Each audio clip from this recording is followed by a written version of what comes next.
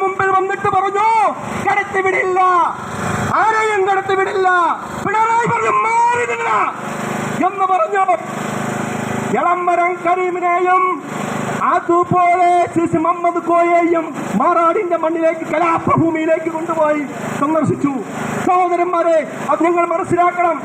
ഇന്ന് ഞാൻ പറഞ്ഞു വന്നത് വർഗീയ സംഘർഷമില്ലാത്ത 9 വർഷങ്ങൾ. എന്നിട്ടും ആഭ്യന്തര വകുപ്പ് മോശമെന്ന UDF-കാർ കള്ള നുണ പ്രചരണങ്ങൾ അഴിച്ചുവിടുകയാണ് സഹോദരങ്ങളെ.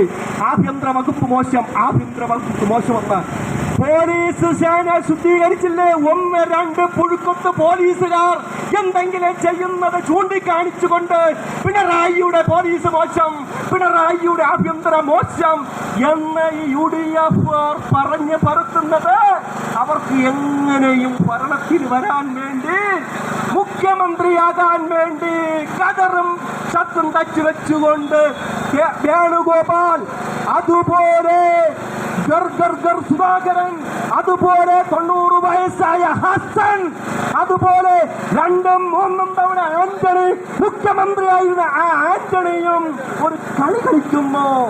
കാരണം ഇവിടെ ഗ്രൂപ്പിസത്തിന്റെ പേര് പറഞ്ഞുകൊണ്ട് എനിക്കും കൂടി ഒന്ന് മുഖ്യമന്ത്രിയാകാൻ കഴിയുമോ എന്ന് പറഞ്ഞ് ആന്റണിയും രംഗത്ത് വന്നു. ഐശ്വര്യായ കോൺഗ്രസിനെ നന്നാക്കാനും കോൺഗ്രസ് ഉഷാറാണെന്ന് പറയാൻ 90 വയസ്സുകാരനായ ആന്റണി വരേണ്ടി വന്നു.